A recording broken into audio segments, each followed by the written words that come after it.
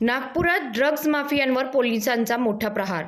24 kilo 210 ग्राम गांजासह आरोपी जेरबंद. Odisha connection उघड.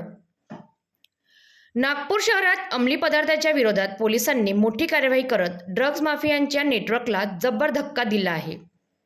गुन्हे शाखेच्या सामाजिक सुरक्षा विभागाने नंदनवन परिसरात छापा टाकून तब्बल 24 किलो 210 ग्राम गांजा जप्त केला आहे. मिळालेल्या गुप्त माहितीच्या आधारे पोलिसांनी ही धाडसी कार्यवाही केली.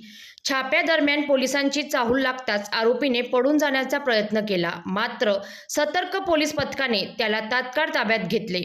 तपास दरम्यान प्लॅस्टिकच्या पॅकेटमध्ये लपवून ठेवलेला मोठ्या प्रमाणातील गांजा पोलिसांच्या हाती लागला. यासोबतच मोबाईल फोन आणि इतर मुद्देमालही जप्त करण्यात आला आहे. प्राथमिक चौकशीत या रॅकेटचे धागेदोरे ओडिशापर्यंत पोहोचत असल्याची माहिती तपासात समोर आली आहे. आरोपीने हा गांजा विक्रीसाठी आणल्याची कबुली दिल्याचे पोलीस सूत्रांकडून सांगण्यात येत आहे.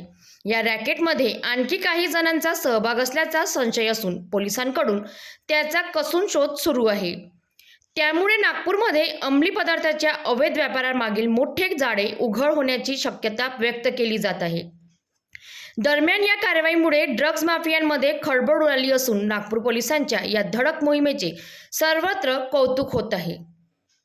तर अशाच ताज्या, विश्वासार्ह आणि एक्सक्लुझिव्ह बातम्यांसाठी पब्लिक टू PM न्यूज 24 ला सबस्क्राईब करा, व्हिडिओला लाईक करा आणि बेल आयकॉन दाबायला विसरू नका.